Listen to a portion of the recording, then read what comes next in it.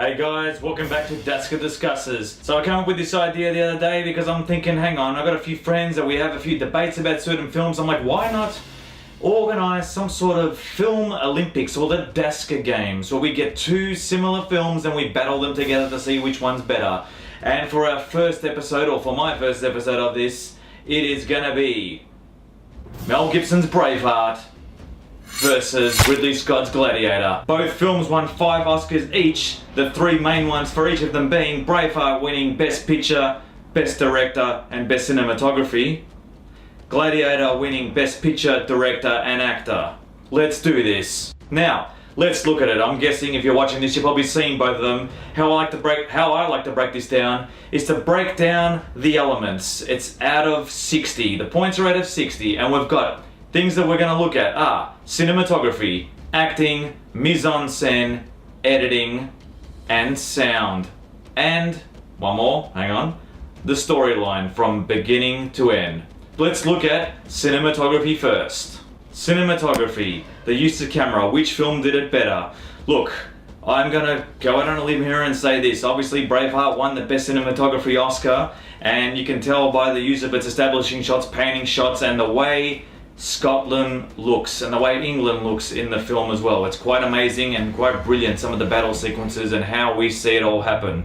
Gladiator on the other hand, yes, it does have a great opening sequence with the battle scene that we see. It's fantastic as well. However, I think it relies a lot on visual effects further on in the film. Yes, everything set design wise looks fantastic. Now cinematography doesn't deal with set design exactly. Cinematography is about how the camera is used. I give Braveheart a 10 for cinematography and Gladiator an 8. Acting. Now, both protagonists play an amazing role, okay? Russell Crowe was given the Best Actor Oscar for his role as Maximus Decimus Meridius. Mel Gibson, playing William Wallace, does a fantastic job as well. With Braveheart as well, I just think that Mel Gibson's accent and just the way his acting is fantastic, but compared to Russell Crowe in Gladiator, I just think at times while you're watching Braveheart, you're remembering that you're watching Mel Gibson putting on a William Wallace, a Scottish accent to an extent.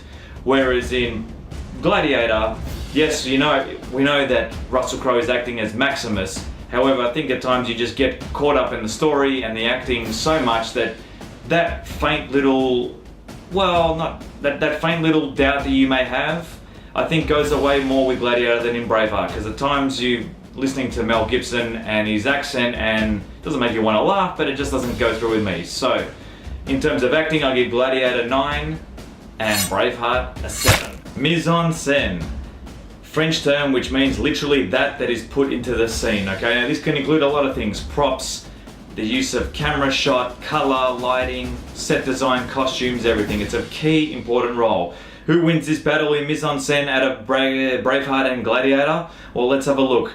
In terms of Gladiator, look, fantastic use of set design, props, costume, everything. Every kind of shot is well maintained. It's all fantastic. Everything looks like we're in ancient Rome, okay? The Gladiator, the Colosseum, everything looks fantastic, okay? The costumes, the breastplates, the armory, the swords, everything looks fantastic, okay?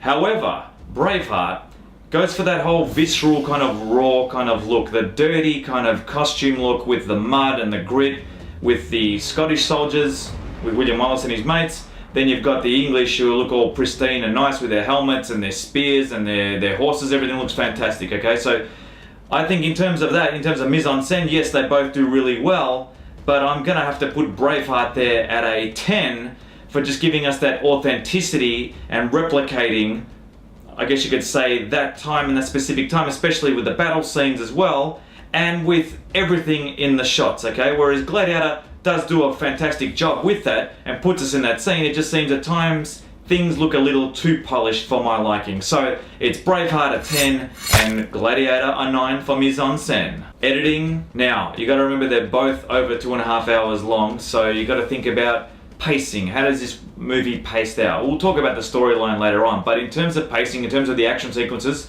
both films have fantastic action sequences that are really cut well together. Now Braveheart, in the battle scenes, I think are fantastic, especially the first charge by the English soldiers on their horses towards William Wallace when he's saying hold, hold, hold, and they pull out their spears and then attack everyone. fantastic use of pacing, the tension is fantastic in that scene. Gladiator, on the other hand, not so many fast-paced action sequences, but in terms of like the big battle that he has with that gladiator in the actual Colosseum with the tigers is fantastic as well. Now, it's different. It's one-on-one compared to a battle scene, but I just think the editing overall, Braveheart wins with a 10 for me and a 9 for Gladiator. The feel of the soundtrack by Horner in Braveheart, you feel like you're in Scotland, okay? The bagpipes, everything, including, I guess you could say, you know, the wedding sequences and that whole Braveheart theme that resonates throughout the film and the different versions of it is fantastic, especially at the end of the execution scene when he sees his wife. But the music works really well. It's fantastic by James Horner. However, having said that, Gladiator, Hans Zimmer, the Gladiator theme, the Gladiator soundtrack, they're both fantastic. However, I think that Lisa Gerrard's rendition of Now We Are Free, which isn't actually a language per se if you look it up carefully. Now, Lisa Gerrard's one of my favourite vocalists or singers, you could say. Now, she's part of Dead Can Dance, which is a band that was based here in Melbourne. I think with Now We Are Free and some of the the themes that she's singing in them gives Gladiator that edge in terms of its soundtrack. I definitely think that Gladiator would receive, in terms of score, Gladiator, Hans Zimmer a 10, James Horner, Braveheart a 9. Storyline. Now, they've both got amazing storylines, and that's why they're both amazing films, and that's why they're both loved by many. But how do we draw the line in terms of storyline? Which one's got the better one that flows well? In terms of Braveheart, you've got the introduction to him, to William Wallace as a child, and the progression and what happens. He gets married, he gets revenge on his wife, etc. The battle sequences that happen throughout the film, there's a few of them, and they're really well paced, and the storyline does really well. You find out more about some of the sub-characters. However, there is a little bit of an issue with, I think, a bit of the romantic storyline that happens in between there with the future king's wife, the French queen, you could say. But it's still fine. It's still a great storyline. Braveheart works really well. Gladiator, on the other hand, let's discuss Gladiator.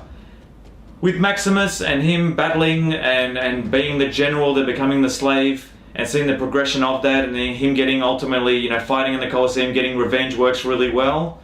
However, at times, I think that Gladiator storyline compared to Braveheart's, even though Braveheart did have that subplot, the romance happening, Braveheart doesn't necessarily have that because Maximus has lost his wife and child and wants revenge. I just think Braveheart, there is more at stake in terms of who William Wallace was in the storyline and what he accomplished and what he did. Whereas Maximus, yes, it's fantastic that he was a general, gets revenge, etc. I just think Braveheart's storyline works a bit better and it's a bit more engaging. So I give it a 9, whereas Gladiator, I give it an 8.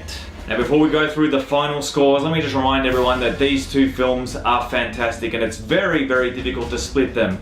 And that's why we're doing this Daska Movie Wars, these Daska Olympic film battles, to see what I think, and we can discuss it in the comments what you guys think as well. So, drum roll please. We have Gladiator at 53 out of 60, which is a fantastic score, but then we have Braveheart at 54 out of 60. A 1-point win. Boom, there you go. 1 point to Braveheart. Now, you can't really split these two films. Maybe I shouldn't have chosen these for the first battle of the Daska Film Wars, but you know what, why not go with something that the majority of us have seen? If you're born in the 80s, grew up in the 90s, etc., or if you're a film buff in general, hey, Braveheart wins just. That was the end of Daska Discusses, guys. Let me know what you think about this battle in the comments, and as always, if you like what you've seen, just click the subscribe button, like, comment, do whatever you like. Thanks for your support, and I'll see you guys next time on the next episode of Daska Discusses. Boom!